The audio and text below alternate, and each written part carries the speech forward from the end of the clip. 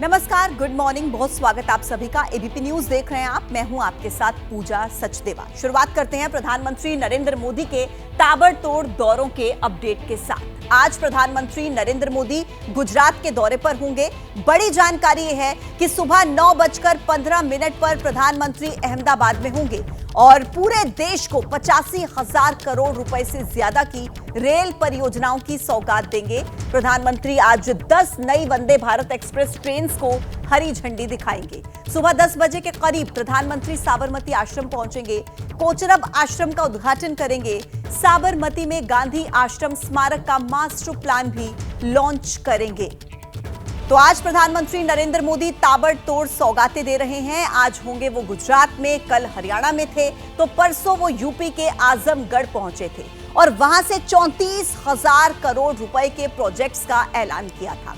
अब सवाल है कि जिस आजमगढ़ में पिछले उपचुनाव में बीजेपी ने समाजवादी पार्टी का किला ढहा दिया था, वहां पर इस बार मोदी फैक्टर कितना कारगर होगा।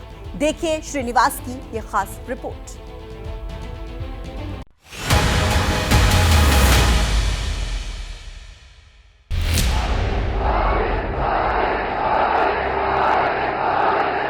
सबसे पहले हमारा नारा सारे मुस्लिमों का, न दूरी है न खाई है, मोदी हमारा भाई है।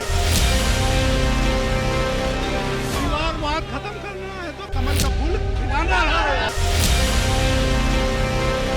देश देख रहा है मोदी दूसरी मिट्टी का इंसान। 2024 में कमल खिलेगा और फिर से एक बार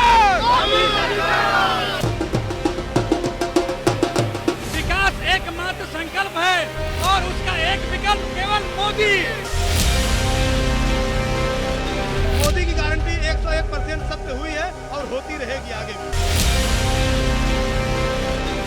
आजन्मगढ़ है ये, आजन्मगढ़ विकास का गढ़ रहेगा, आजन्म रहेगा। बस्ती में अपने हिंदू मुसलमान जो बस गए, इंसान की शक्ल देखने को हम तरस गए।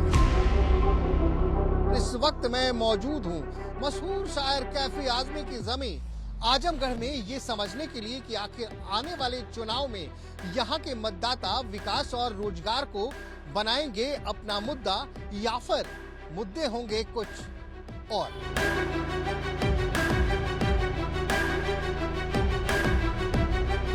तमसा नदी के किनारे बसा वो जिला है आजमगढ़, जिसके दामन में फूल भी हैं और शूल। ऐसा शहर जिसका जिक्र पौराणिक कथाओं में भी है और स्वतंत्रता की लड़ाई में। वो शहर जो कैफी आजमी के नाम पर बॉलीवुड में विख्यात रहा, दहशतगर्दी और अंडरवर्ल्ड के लिए कुख्यात भी रहा। सियासी तौर पर जिस आजमगढ़ का जिक्र समाजवादियों के गढ़ के तौर पर होता है, लेकिन बीच बीच में बीएसपी और बीजेपी की सेंधमारी होती रही। उस आजमगढ़ का सियासी मिजाज टटोलने के लिए एबीपी न्यूज की टीम पहुंची। इस वक्त हम कैफी आजमी साहब के शहर आजमगढ़ की अमानत सिबली कॉलेज के पास मौजूद हैं, अपने उसी सवाल के साथ कि आखिर आने वाले लोकसभा के चुनाव में आजमगढ़ में मोदी फैक्टर कितना प्रभावी होगा। प्रधानमंत्री मोदी खुद आजमगढ़ पहुंचे और यहीं से पूरे हिंदुस्तान के लिए तकरीबन 34,700 करोड़ रुपए की योजनाओं का शिलान्यास और उद्घाटन किया। इसके बाद क्या है आजमगढ़ का सियासी मिजाज, चलिए समझते हैं। चंद फरलांग की दूरी पर चाय की दुकान के सामने कुछ लोग खड़े थे। एबीपी न्यूज की टीम पहुंच गई उनके मन की बात जानने के लिए। चलिए, ठीक सिबली कॉलेज के सामने ये चाय की दुकान है और तमाम लोग चाय की चुस्कियों का आनंद ले रहे हैं। अरे अब तो आजमगढ़ को प्रधानमंत्री मोदी ने कहा कि ये विकास का आजन्मगढ़ है, यहाँ से लगातार विकास की बातें, लेकिन उन्होंने एक बात उसमें कहना भूल गया कि यहाँ समाजवादी के विकास का जो है गढ़ है। क्यों? क्योंकि जो ईंट लगी है सारी समाजवादी, वो जो एयरपोर्ट पे जहाँ वो उद्घाटन कर रहे थे, वो तो समाजवादी की ही बनी एयरपोर्ट पे उद्घाटन कर रहे थे। ये नहीं पता उन्होंने। ये पट्टी बनाए थे केवल अपने उतरने के लिए, अब जनता के उतरने के लिए हवाई अड्डा बनाने का काम मोदी जी ने किया है। ये सपा और भाजपा एक ही सिक्के के दो पहलू है, दोनों। इसलिए कि जब जब भाजपा का ग्राफ बढ़ता है तो सपा का ग्राफ गिरता है, और सपा का ग्राफ गिरता है तो भाजपा का ग्राफ बढ़ता है। और दोनों के राजनीति जो है मुस्लिमों के इर्द गिर्द ही घूमती है, बल्कि सबकी कह लीजिए।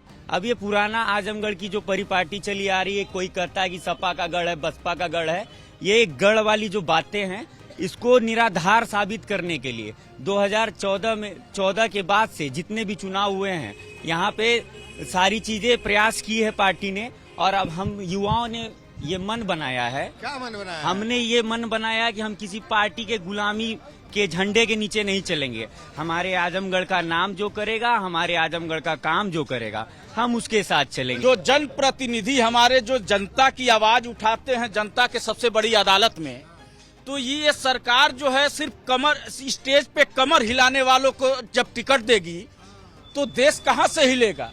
पहले जो है यहाँ ग्रास रूट के नेता जब सामाजिक मुद्दे पे लड़ाई लड़ करके, बढ़िया तो है नेताजी राशन भी दिलवा रहे हैं और नेताजी कमर भी हिलवा रहे हैं, और क्या चाहिए? ऐसा है ना कि हमको भीख में राशन नहीं चाहिए, फ्री में राशन नहीं चाहिए। अगर मोदी जी को फ्री में कुछ देना है, योगी जी को फ्री में कुछ देना है, तो फ्री में एजुकेशन दे, नौकरी दे। ये सरकार काम भी करवाई है, विकास भी चल रहा है, लेकिन मेरी एक बात ये है, कौन सी सरकार? ये डबल इंजन की सरकार, भाजपा की सरकार, मोदी की सरकार, योगी जी की सरकार, लेकिन जात और धर्म को देखकर न्याय का दृष्टिकोण नहीं बदलना चाहिए। आजमगढ़ में इस बार कमल का फूल ही खिलेगा और इस बार सरकार सत्ता पक्ष को ही वोट मिलेगा। मतलब निरहुए सटे रहेंगे एकदम 100%, उसमें कोई डाउट नहीं है। 400 पार जनता साथ।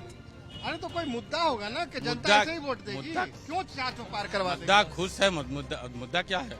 गरीबों को विकास के नाम पर सब मुद्दा दे रही है जनता। बातचीत के दौरान ही जिक्र हो गया उस राम मंदिर का जो दशकों तक बीजेपी के कोर एजेंडे में शामिल रहा है। काम ही मुद्दा रहेगा। काम ही मुद्दा है, विकास के नाम पर वोट अरे पड़ेगा। बगल में अयोध्या है, राम भी मुद्दे रहेंगे। राम तो हो गए, राम अपनी जगह बैठ गए, तो राम जी मुद्दा नहीं है? कोई मुद्दा नहीं, राम जी अपनी जगह बैठ गए, अब कौन मुद्दा है? अब दूसरा मुद्दा चलेगा, कहीं और मुद्दा चलेगा। काम मुद्दा है, बहुत मुद्दा है ये मुद्दा। अरे कि इसके पहले कहाँ थे राम जी? मुद्दा अरे जवाब दीजिए इनको। टेंट में थे राम के पहले, राम जी कहाँ में थे? टेंट में है, अपने घर में हो गए। टेंट में थे, अपने घर में हो गए। क्या मोदी जी है? अब अपने हवेली में हो गए हैं, पहले टेंट में थे, अब हवेली में हो गए हैं। आप जाके देखिए, कम से कम 2 से 2.5 लाख लोग जाके दर्शन कर रहे हैं वहाँ पर, पहले टेंट में रहते थे। तो ये बताइए कि काम मुद्दा है, राम ने काम मुद्दा है, विकास मुद्दा है। राम को काल्पनिक, आज राम को काल्पनिक बताने वाले लोग राम के ऊपर ज्ञान दे रहे हैं। वही राम जब टेंट में थे तो गोली चल जाएगी, ये हो जाएगा, लेकिन प्रभु श्री राम आज महल में विराजमान हुए हैं, कोई मुद्दा नहीं है। ये राम भक्त है, बिल्कुल है, 100% जनजात राम भक्त है, राम भक्त है। हम हनुमान चालीसा पूरा याद है? बिल्कुल याद है, बिल्कुल याद है, बिल्कुल सुना देंगे। अच्छा ये बताइए कि जब राम जी चले लंका से पुष्पक विमान पे सवार होके, तो तुलसीदास क्या लिखते हैं? जय रघुवीर कहे सब कोई, चलत विमान कोलाहल होई, जय रघुवीर कहे सब कोई, जय श्री राम। गुलिस्ता करने को बस सिक्के उल्लू काफी है, बर्बादे गुलिस्ता करने को बस सिक्के उल्लू काफी है, अंजामे गुलिस्ता क्या जाने हर साख पे उल्लू बैठे हैं। ये मिजाज है उस आजमगढ़ का जहां से बीजेपी ने एक बार फिर उन दिनेश लाल यादव निरहुआ को मैदान में उतारा है जिन्होंने उपचुनाव में समाजवादी किले को ढहा दिया था, अखिलेश यादव के भाई धर्मेंद्र यादव को हरा दिया था। वहां बीजेपी के लिए तरक्की की सीढ़ी बनाने खुद प्रधानमंत्री मोदी पहुंचे थे। जो देश कह रहा है, जो उत्तर प्रदेश कह रहा है, जो आजमगढ़ कह रहा है, उसी का मैं आह्वान करता हूं, अब की बार 400 पार, अब की बार। उत्तर प्रदेश के पूर्वी हिस्से में बसे इस आजमगढ़ का जातीय समीकरण समझ लीजिए जरा। यहाँ करीब 18 लाख वोटर हैं, जिनमें से सबसे ज्यादा 3.5 लाख यादव वोटर हैं, 3 लाख मुस्लिम और 2.5 लाख दलित हैं। ठाकुर वोट की आबादी 1.5 लाख है। ब्राह्मण, वैश्य और राजभर की गिनती भी 1-1 लाख के पार है। इसके अलावा 70,000 विश्वकर्मा, 75,000 चौहान, 50-50 हजार निषाद और भूमिहार, प्रजापति 60,000, पटेल आबादी 60,000। इतना ही नहीं, अन्य मतदाता भी 55,000 के करीब है। यादव और मुस्लिम बहुल इस इलाके में 1989 के बाद से किसी दूसरी जाति के सांसद नहीं हुए। रमाकांत यादव 4 बार आजमगढ़ से सांसद रह चुके हैं। 2014 में मुलायम सिंह यादव और 2019 में अखिलेश यादव सांसद रहे। 2 बार बीएसपी के अकबर अहमद सांसद रहे, लेकिन 2022 के उपचुनाव में बीजेपी के दिनेश लाल यादव ने समाजवादी पार्टी के धर्मेंद्र यादव को 8,679 वोटों से हरा दिया। इस बार मोदी फैक्टर यहाँ कितना कारगर होगा वो सुन लीजिए। इससे मिल रहा है सब कुछ। क्या सब मिल रहा है? सब कुछ मिल रहा है। जैसे आवास 2000 मिल रहा है, किसान सम्मान निधि, फिर किसान और वृद्धा पेंशन मिलने वाली है। पूरा देश का पूरा विकास हो रहा है, गांव-गांव विकास हो रहा है। आपके गांव में कितना विकास हुआ? बहुत हुआ है। अरे क्या क्या हुआ? अरे सड़क बनी, सब कुछ बना, आवास मिला। इसको छोड़कर सब फ्री का माल चाहिए। हाँ चाहिए हमको। कोई सरकार 10 रुपया नहीं दिया है, ये सरकार तो बहुत कुछ दे दिया है। कर दिया चाचा। हाँ। तो मतलब आप क्या कह रहे हैं कि बार मोदी है जी? बिल्कुल मोदी तो रही करिए। हमको कोई कह रहा था कि चाचा को प्रधान जी कहें कि चलिए ना, इंतजाम पूरा है। का चाचा को कहें प्रधान जी की चलिए, रैली में इंतजाम है। अरे प्रधान सरदार मैंने कुछ ना समझी रहा। चंद्रगढ़ हाँ ये लुटेरू प्रधानो हम गाँव का लुटेरू हम। तो मतलब मोदी जी चले, मोदी जी बिल्कुल। चले। हाँ वो जो किसानों के नहीं 2000 आता ये भी खा गलते। बताइए चाचा, ये तो एकदम गर्म हो रहे हैं, कह रहे हैं कि एकदम सब मोदी जी। तो अब क्या, अब कोई नहीं, खाली भाजपा का हमारे से बहुत पहले से है। जब मोदी सरकार ने आए 1400 के पहले से ही है। अडवाणी जी के टाइम से? हाँ पहले से ही है। तो यही से आपके लिए कौन? मोदी या जोगी हैं। हाँ, गुंडगन गांव से देश से गुंडा खत्म हो गई ना। अब वैसा तो कोनो सरकार ना प्रधानमंत्री न आए देश में है। हाँ न आल है न आएगा। हाँ मतलब फिर से मोदी सरकार? अरे हमेशा के लिए है। लेकिन कह रहे कि आजमगढ़ तो ये अखिलेश जी वाला इलाका है। जातवादी न है, हम वो जात में ना नहीं है। अच्छा, जात पात पे होता है? हाँ जात पात पर सब। इस बार भी जाते पात पे होगा? हाँ अधिकतर तो हो ही बहुत ऐसा न। माना जाता है कि यूपी विधानसभा के चुनाव में भी लाभार्थी अहम फैक्टर थे। यूपी की 20 करोड़ की आबादी में करीब 15 करोड़ वोटर। माना जाता है कि इनमें से 13 करोड़ केंद्र की योजनाओं के लाभार्थी हैं और ये लाभार्थी मोदी सरकार के साथ दिख रहे हैं।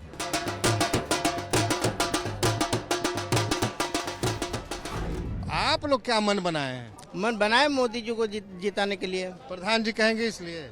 नहीं नहीं, प्रधान जी कहेंगे थोड़ी नहीं है। हम लोग का हुआ है, आदेश है, हम लोग का मन है ऐसा जिताने का। आपका ऐसा मन क्यों हो रहा है? क्योंकि हम लोग का राशन मिल रहा है, फ्री मिल रहा है। तो मतलब फ्री का मजा लेंगे? सरकार उनका योजना मिल रहा है, कॉलोनी भी मिला है, मकान मिला है, मकान भी मिला है, शौचालय मिला है। चकाचक एकदम। हाँ हाँ, पूरा चौचक रहेगा एकदम मामला? एकदम चौचक रहेगा। हाँ तो मोदी जी पसंद है? हाँ। तो और गैस वैस भी मिला है? हाँ गैस भी मिला है। अरे कहते हैं कि यहाँ तो अखिलेश भैया वाले लोग सब हैं। है जिसका मन जिसका जहाँ रहेगा वहाँ तो देगा ही। कोई अखिलेश भैया को देगा, कोई मोदी जी को देगा। 2022 के उपचुनाव में समाजवादी पार्टी को शिकस्त देने वाली बीजेपी के लिए इस बार राह बहुत आसान नहीं है, क्योंकि आजमगढ़ के बड़े मुस्लिम नेता गुड्डू जमाली समाजवादी पार्टी में शामिल हो चुके हैं। 2022 के उपचुनाव में गुड्डू जमाली 2,66,210 वोट के साथ तीसरे नंबर पर थे। मुस्लिम वोटरों में गुड्डू जमाली की गहरी पैठ मानी जाती है। ऐसे में नौजवान मतदाताओं का क्या कहना है, सुनिए जरा। ये बताओ दोस्त, युवा हो, चुनाव आ गया 2024 का, अब आजमगढ़ का मिजाज क्या है? निरहू का जो है इस बार विदाई है। इस बार उनको जो है कोई भी रोक नहीं पाएगा। है यादव भले जो है, लेकिन उनको इस बार जो है कोई रोक नहीं पाएगा। यहाँ पे ये समाजवादियों का गढ़ है आजमगढ़। मोदी जी कह रहे हैं इस बार 400 पार। नहीं, वो 400 पार सपा वालों के लिए कह रहे हैं। गठबंधन, इंडिया गठबंधन को कह रहे हैं। इस वाले चुनाव में आपके यहाँ से तो वो है ना, दिनेश लाल यादव निरहुआ जी है तो, लेकिन जीत नहीं पाएंगे। क्या है भैया? कुछ किए नहीं है। इतना हिट गाना गाए हैं कि अब नारस कुछ गाए हैं ना? हाँ गाए तो हैं, लेकिन क्या गाए हैं? गाए हैं लेकिन जीत नहीं पाएंगे। जो सब कह रहे थे अरे भैया पूरा इलाका में जाते पात चलता है। नहीं सर, जात पात नहीं है, सब आंखें खुल गई है। अब की बार तो निरहू नहीं आएंगे, चाहे कितना जोर लगा ले। जात पात निरहू सटे रहेंगे? नहीं सटे रहेंगे सर, सटे रहेंगे, सटे रहेंगे। चाहे फेविकोल से चिपके, चाहे कुछ से चिपके, हम लोग उचार के उनको फेंकेंगे ना। गाना निरहुआ सटे रहे। अरे सर सटे रहेंगे तो हम लोग भी अपना गाना निकाल देंगे। निरहुआ हटे हटे। अब यस सर। ये वोट तो करते ही आ रहे होंगे आप। हाँ वोट मारले जाला। मारले जाला कि छापले जाला? नहीं छापलो जाला मारलो जाला। तो छापवा की मरवा? नहीं आपकी तकलीफ पूरा यहाँ निकल। युवा तो हमें रोजगार चाहिए, रोजगार जो देगा हम उसके पक्ष में जाएंगे। हमें कोई पार्टी से मतलब नहीं है, हमें रोजगार से मतलब है। सब ग्रेजुएशन कर लिए हैं, सब इंटर पास किए हैं, पास हैं सब हैं, लेकिन कुछ को कोई प्राइवेट 5,000 6,000 का रोजगार नहीं मिल रहा है जो यहाँ पे। पहले काम की पहले राम? पहले काम पहले रोजगार। आप नौकरी दीजिए हमें, हम 5 किलो राशन आपको खुद देंगे। भाजपा सरकार जो है जितना उद्घाटन कर रही है, किसी का शिलान्यास नहीं की है, ये सब उनकी देन नहीं है, ये सब अखिलेश यादव की देन है। ऐसा तो है नहीं कि हम युवा है दिन भर यार जो गारा माटी कर रहा है 300 रुपया कमा रहा है एरोप्लेन उड़ेगा, ऐसा तो है नहीं। काम ऐसा करें जो सबके भला में हो। हम लोग का कोई मुद्दा मंदिर और मस्जिद से कोई मुद्दा नहीं है, हम लोग का मुद्दा सिर्फ रोजगार है, बेरोजगारी रोजगार। जो लड़के हैं राहुल गांधी, अखिलेश यादव, तेजस्वी यादव, सरकार बनेगी युवा के बारे में सोच होगी। ये लोग बूढ़े हो गए हैं, अब इन लोग को जाना चाहिए। बीजेपी को इसका अंदाजा अच्छी तरह है, लेकिन इस बार 400 पार के लक्ष्य को साधने के लिए बिसातें बिछाई जा रही हैं। बीजेपी आजमगढ़ सीट पर भी रत्ती भर कसर नहीं छोड़ना चाहती। यही वजह है कि चुनाव के ऐलान से ठीक पहले प्रधानमंत्री मोदी आजमगढ़ से बड़ा संदेश देकर लौट चुके हैं। भारत माता की। बंगाल की राजनीति में इस वक्त पठान पठान गूंज रहा है। वो पठान जिसने ममता दीदी के घर में राजनीतिक घमासान मचा दिया। क्रिकेट की दुनिया का नाम अब पॉलिटिकल पारी खेलने जा रहा है। ममता ने यूसुफ को टिकट देकर एक तीर से कई निशाने साधे हैं। ममता ने बंगाल में अपने सबसे बड़े दुश्मन अधीर रंजन चौधरी को घेरने की कोशिश की। क्या यूसुफ पठान ममता बनर्जी और कांग्रेस की अधीर रंजन चौधरी की दुश्मनी का चेहरा भी बन गए हैं और मोहरा भी? कैसे पठान की एंट्री से बंगाल के राजनीतिक समीकरण बदलने वाले हैं, ये आप इस रिपोर्ट के जरिए देखिए।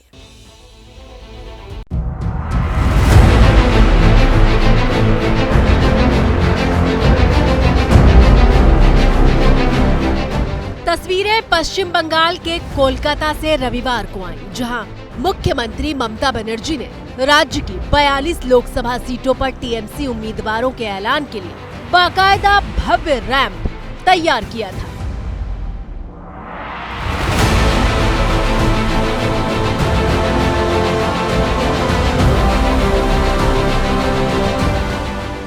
जनता के बीच मौजूद इस रैंप पर ममता बनर्जी अपने 42 लोकसभा उम्मीदवारों के साथ वॉक करने वाली थी। गर्जन लोकशिल्पीर गर्जन, संख्यालघुदेर गर्जन, मতুয়াদের गर्जन।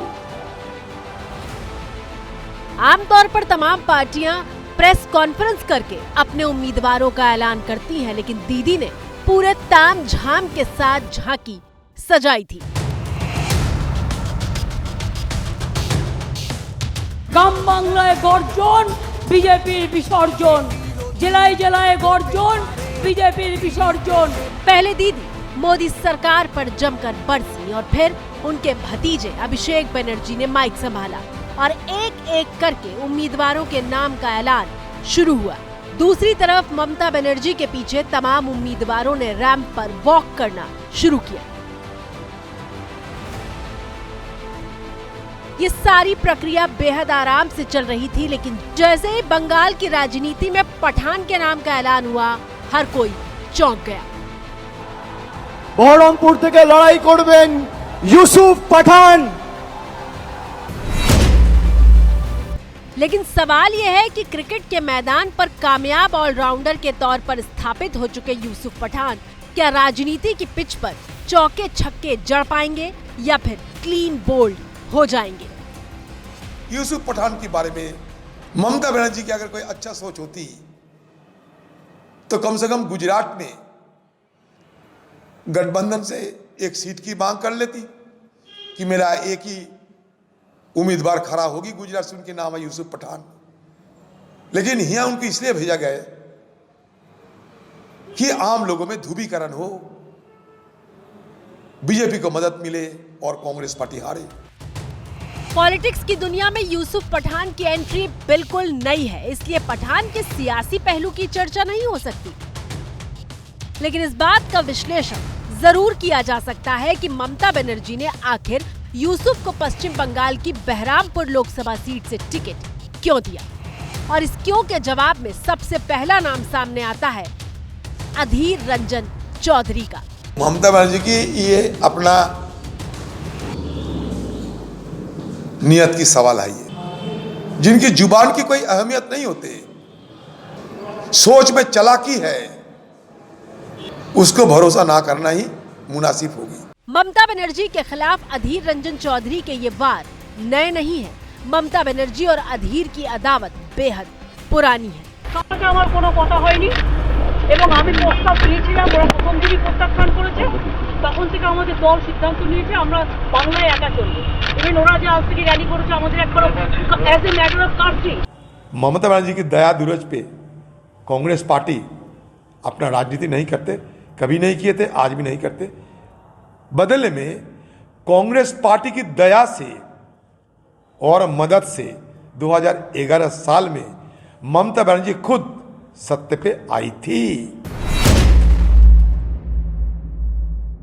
कहा तो पश्चिम बंगाल में कांग्रेस और टीएमसी इंडिया गठबंधन के साथ एक साथ चुनाव लड़ने की बात कर रहे थे, लेकिन अब इसी पश्चिम बंगाल में ये गठबंधन बिखर सा गया है, क्योंकि एक तरफ तो कांग्रेस के बड़े नेता ममता दीदी को मनाने की कोशिश करते रहे, तो वहीं अधीर रंजन चौधरी ममता बनर्जी पर लगातार हमलावर रुख अख्तियार किए रहे। तो देखिए, नतीजा सबके सामने है। ममता ने पहले पश्चिम बंगाल में अकेले लड़ने का ऐलान किया और फिर 42 उम्मीदवार उतार दिए, लेकिन दीदी के दांव में सबसे ज्यादा सुर्खियों में आया है यूसुफ पठान का नाम, क्योंकि ममता ने अधीर रंजन चौधरी को सेट करने के मकसद से पठान को मैदान में उतारा है। अब आपके मन में सवाल यह होगा कि ममता पठान के जरिए अधीर को कैसे सेट करेंगी, तो इस सवाल का जवाब आप इस रिपोर्ट में देखिए।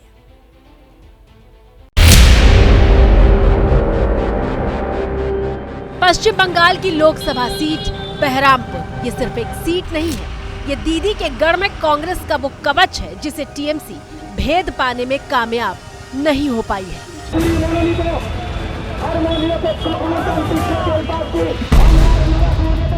दरअसल बहरामपुर वो सीट है जो अधीर रंजन चौधरी की परंपरागत सीट मानी जाती है।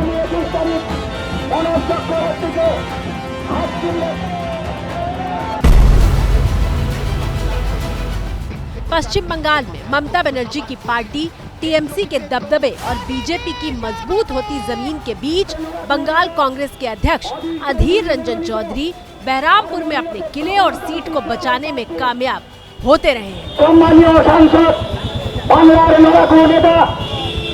चौधरी मनोनीत धर्मनिरपेक्ष गणतांत्रिक जदयू पार्टी 1999 से लगातार अधीर रंजन चौधरी बहरामपुर लोकसभा सीट कांग्रेस के लिए जीतते आ रहे हैं।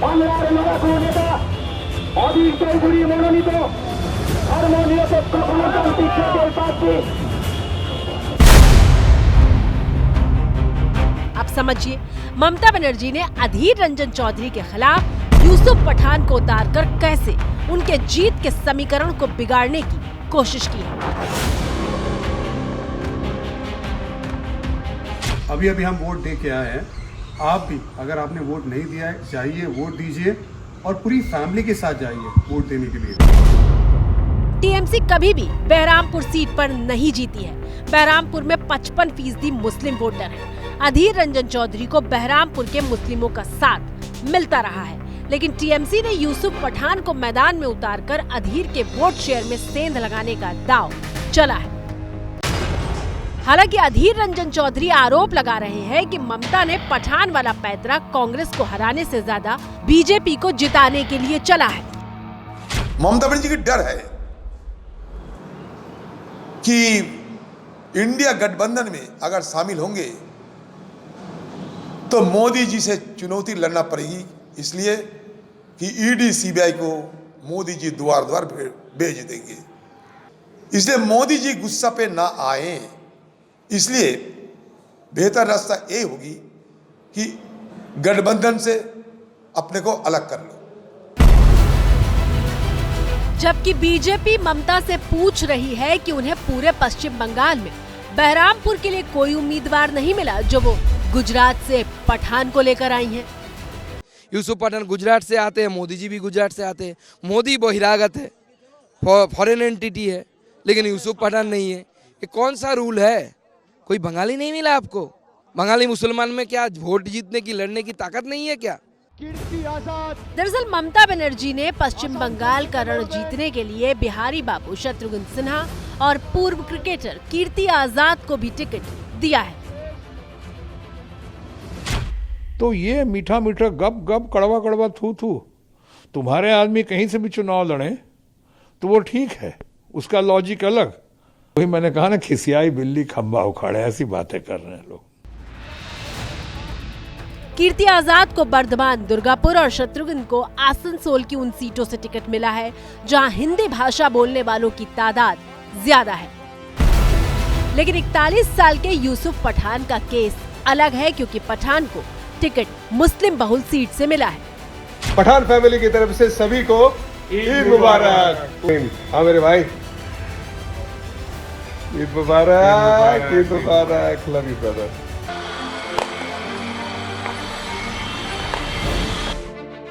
बड़ोदरा से ताल्लुक रखने वाले पठान भाइयों की प्रधानमंत्री नरेंद्र मोदी से मुलाकात की तस्वीरें सुर्खियां बनती रही हैं। अगर गुजरात के बड़ोदरा से ताल्लुक रखने वाले यूसुफ पठान टीएमसी के टिकट पर बहरामपुर सीट से जीतकर संसद पहुंचने में कामयाब रहे तो 35 साल में ऐसा पहली बार होगा जब गुजरात से कोई मुस्लिम सांसद लोकसभा पहुंचेगा। 1984 में आखिरी बार कांग्रेस के नेता अहमद पटेल बतौर मुस्लिम लोकसभा चुनाव जीते, लेकिन इसके बाद गुजरात का कोई मुस्लिम सांसद का चुनाव नहीं जीता।